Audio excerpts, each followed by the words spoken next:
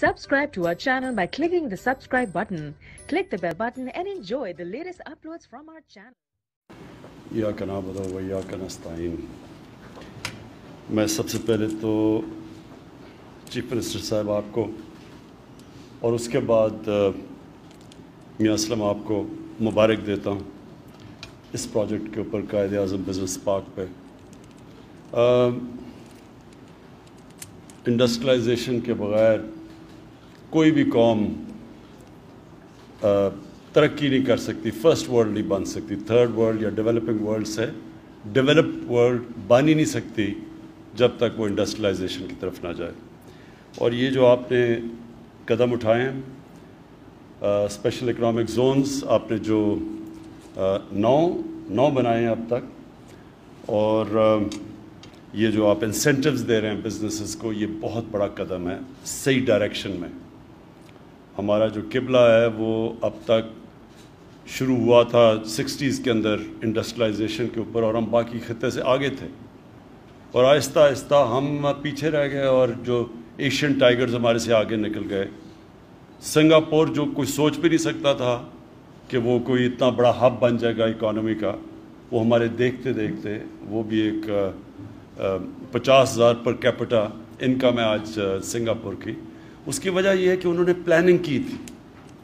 हमारी जो प्लानिंग थी 60s के बाद, हमारी प्लानिंग का सिस्टम ही सारा चला गया, हमारी प्लानिंग कमीशन ही ख़त्म हो गई। जो एक वक्त पे हमारी प्लानिंग कमीशन की वजह से हमारे जो फर्स्ट 5 ईयर इकोनॉमिक प्लान्स थे वो कोरिया, साउथ कोरिया जैसे मुल्क ने लिए, मलेशिया ने लिया, और वो आगे निकल गए वो लेके। लेकिन हमने जो एक वक्त पे एक मिसाल थी डेवलपिंग वर्ल्ड की, हम पीछे रह गए। तो उसकी बहुत बड़ी वजह यह है कि हम आगे का नहीं सोचते। हमारी सिर्फ प्लानिंग होती है कि इलेक्शन कैसे जीतना है, इलेक्शन से पहले कौन सी ऐसी चीज़ करें जो लोगों को नज़र आ जाए, उसको फिर हम अरबों रुपए उसको इश्तिहारात दें और उसके बाद इलेक्शन उसके ऊपर जीतने की कोशिश करें। ये शॉर्ट टर्म प्लानिंग की वजह से आज पाकिस्तान जो मेरा ये मान का हिस्सा है कि ये वो मुल्क है जिसके अंदर सबसे ज़्यादा पोटेंशियल है। इस सारे एरिया से सबसे ज़्यादा पोटेंशियल पाकिस्तान का, जो कि 60s के अंदर नज़र आ रहा था।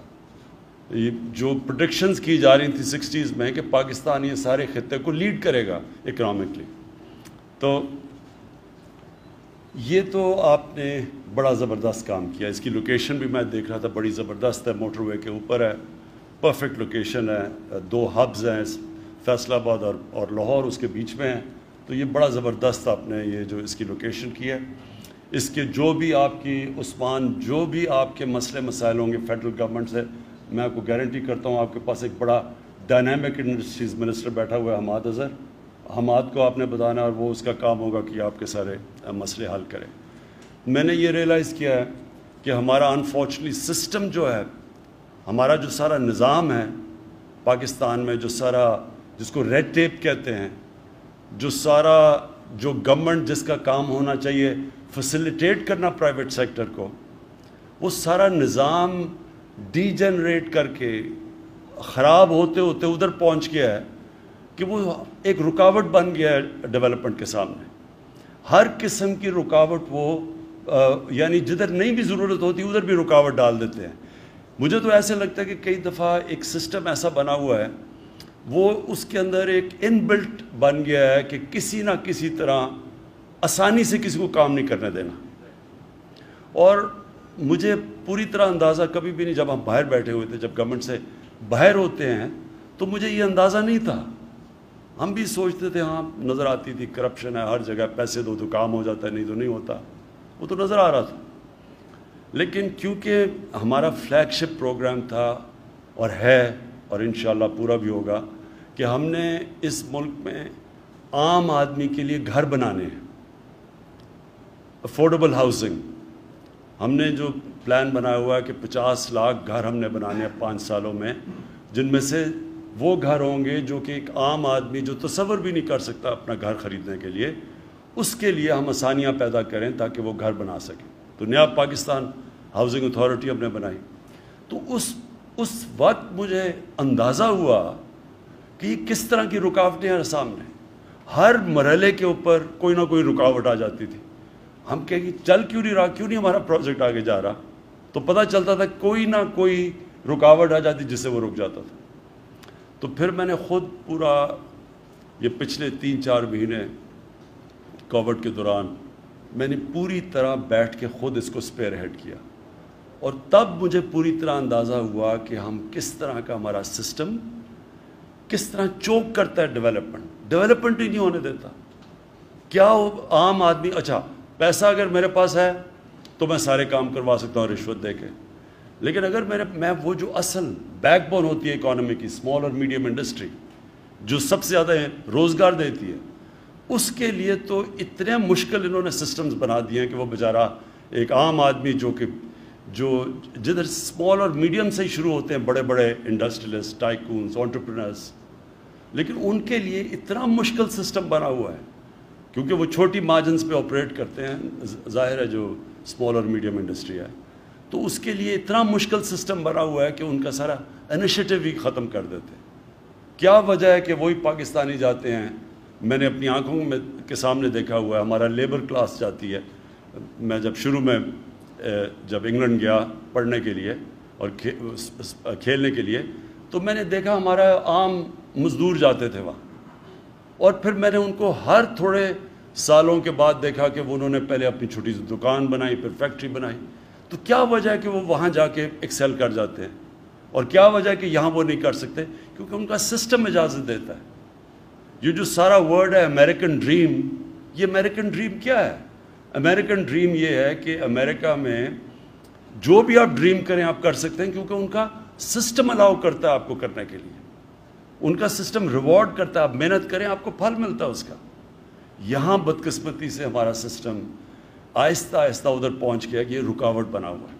تو میں نے یہ کنسٹرکشن کے اندر خاص طور پہ دیکھا, اور پھر میں اب پورا ہیڈ کر رہا ہوں یہ جو ہماری اب جو ہم ہاؤزنگ, یہ جو ہمارا لانچ ہو گیا ہے, اور پہلی دفعہ پاکستان میں اس طرح کے انسینٹیوز دیے گئے ہیں ہاؤزنگ کے اندر, کیونکہ ہم نے رکاوٹیں ختم کی.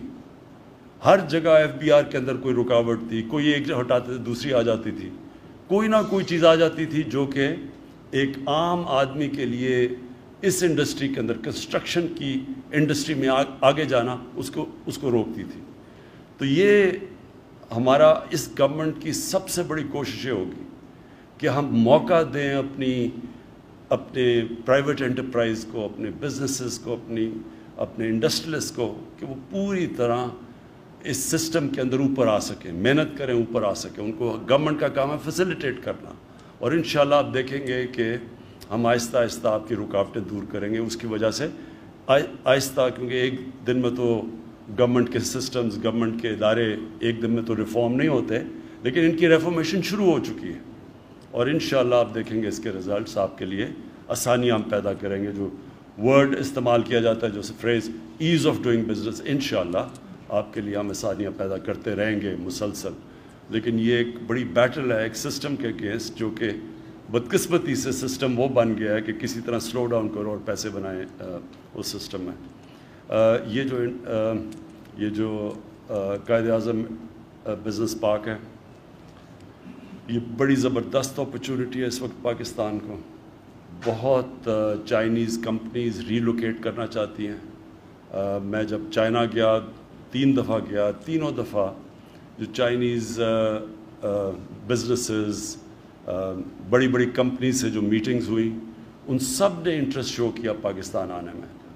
لیکن ان سب نے یہ بھی کہا کہ آپ کے ملک میں جو پروسیجرز ہیں ان کو آپ کو آسان کرنا پڑے گا. اور ہم نے پھر کمپیئر کیا کہ جو دنیا میں باقی پروسیجرز جو ویتنام میں ہیں, ایون بنگلہ دیش میں وہ جو ہے, ان کے پروسیجرز ہمارے سے بہت بہتر ہو چکے ہیں, وہ زیادہ, تو اس لیے وہ کمپنیز وہاں جا رہی ہیں. تو ہم نے اب یہ جو آپ نے جب قائد اعظم بزنس پارک کے اندر جب آپ نے 1 ونڈو آپریشن کیا, تو یہ وہ باہر کی کمپنیز دیکھ رہی ہیں اس طرح کی زونز جدھر کہ وہ انویسٹ کر سکیں. تو میں پھر سے آپ کو مبارک دیتا ہوں, آپ کو میں سمجھتا ہوں خراج تحسین پیش کرتا ہوں کہ یہ زبردست آپ کا انیشیٹو ہے, اور یہ ریسٹ ایشورڈ کہ ہماری جو فیڈرل گورنمنٹ ہے ہر جگہ آپ کی مدد کرے گی اس کو کامیاب کرنے کے لیے. Thank you.